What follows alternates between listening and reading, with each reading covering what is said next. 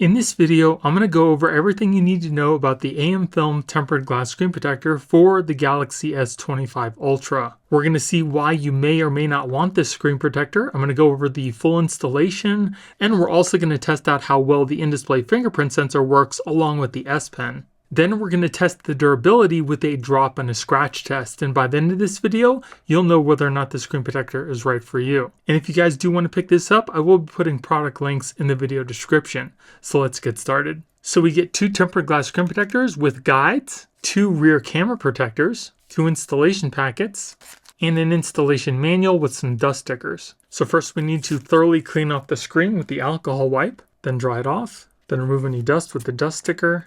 So you're going to take your installation guide. We're going to peel off the bottom layer here, just like that. Then place this whole thing over your phone with the top signifier going towards the camera on your phone. Then we're going to run our finger down the middle, and the screen protector should adhere to the screen as you just saw. Then once that's done, we're going to lift up on the guide.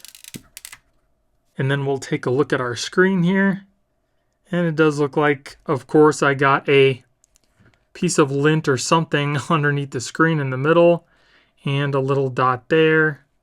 And there's a bubble on the side here that I can easily push out. So I'm going to try to get this little piece of lint out first. Alright, so I was able to get out that little piece of lint by very carefully lifting up the screen and using a dust sticker. I do have this one little piece of dust in the corner here. Not a huge issue, so I just left it. And there are no bubbles or any lifting anywhere else on the screen. So that's definitely a plus. We do have a slight gap all the way around the phone for case compatibility, which we will be testing out as well. The edges are also rounded off. As far as the touch, feels nice and smooth, just like the glass that's on the phone. And as far as fingerprints, you can see that it does pick up some fingerprint smudges on the screen, but because it's so smooth, you can just very easily wipe those away with minimal effort. Now, one thing to note about this screen protector is it does not have any anti-reflective coating, so you will lose the anti-reflective properties of the phone. Now we do have a cutout for our camera, so it's not going to interfere with our facial recognition or our selfies. But let's test out our fingerprints.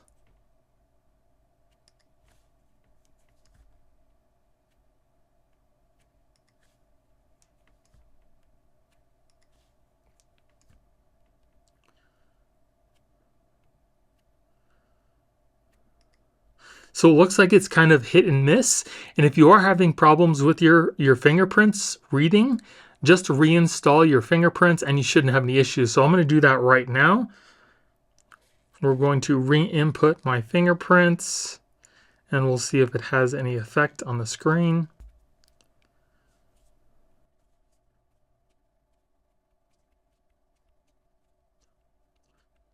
All right, so I re-inputted my fingerprints. So I re-registered my fingerprints and now let's test them out again. Pretty quick. Very nice. Yeah, super quick now. Yeah, so no issues with fingerprints. Like I mentioned before, if you do have problems with your fingerprints being read, just re-register them and you shouldn't have any issues. Also, I would recommend turning up the sensitivity of the display as well, and that should work. So as you can see, the screen is also crystal clear. Touch working perfectly fine, no issues there.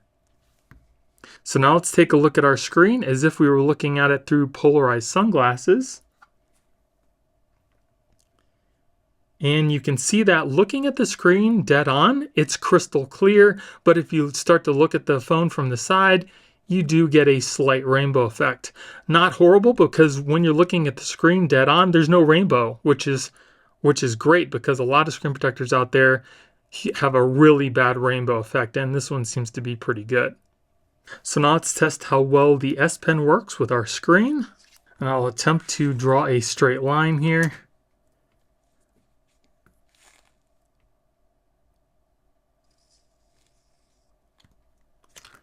That line looks pretty straight. It's hard to draw with this because it does slide on the screen, but I don't see any issues with using the S Pen. There's only a slight bit of resistance, And that's exactly what I like. I don't like a lot of resistance, and I don't like it to be super slippery, but there is just a slight bit of resistance with this screen protector.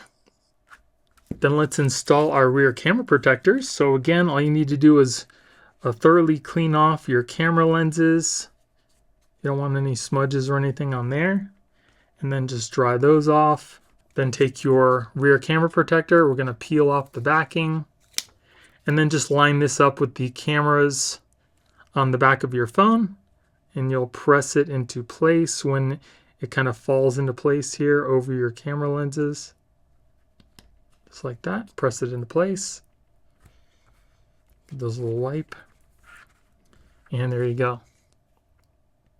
Now the only thing with this protector is you're only going to be able to use cases that don't have a precise cutout for your lenses, like this case, how it's got a nice big cutout for your camera lenses. This should fit perfectly inside this case. But let's test out our case fit. That seems to fit pretty well. I'll have to wipe off all the smudges on my screen from my palm and my fingerprints. I do have some lotion on my hand, which is kind of exaggerating the fingerprints a little bit, just to give you full disclosure. So it does seem to fit the case perfectly. We do have a slight gap on the bottom and the top, and it pretty much comes right up to the edges of the case itself, but there's no lifting, no bubbles. And for me, the least amount of gap that I have, the better, because that's just places for dust and dirt to collect. And if we take a look at the back here, same thing with the camera protector. Seems to fit perfectly inside this case. You can see there's really no gap at all. It just fits perfectly right in there. So again, just make sure your case has a large cutout for the cameras if you want to use this rear camera protector. But it seems to fit great. And let's test out our rear cameras to see what that looks like.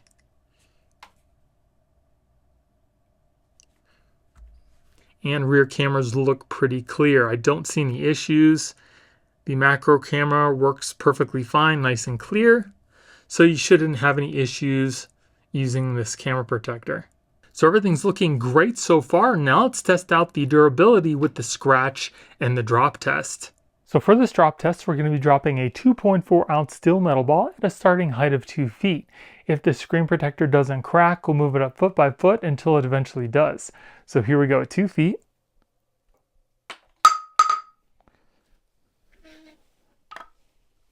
Moving on to 3 feet.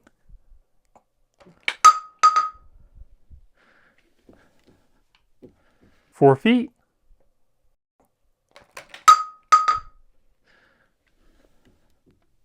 5 feet.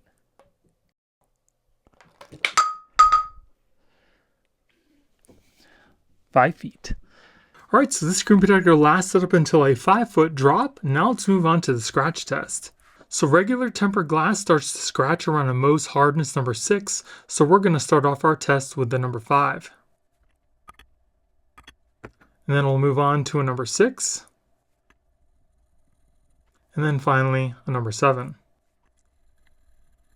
So if we take a closer look, you can see that there are no scratches at the number 5. There are light at a number 6 and a little deeper at a number 7. So scratch resistance is pretty standard for tempered glass. So installation for the screen protector was pretty easy. It also does seem to be case friendly. It lasted up until a 5-foot drop. Scratch resistance is pretty standard for tempered glass, and it also seems to work perfectly fine with the in-display fingerprint sensor and the S Pen.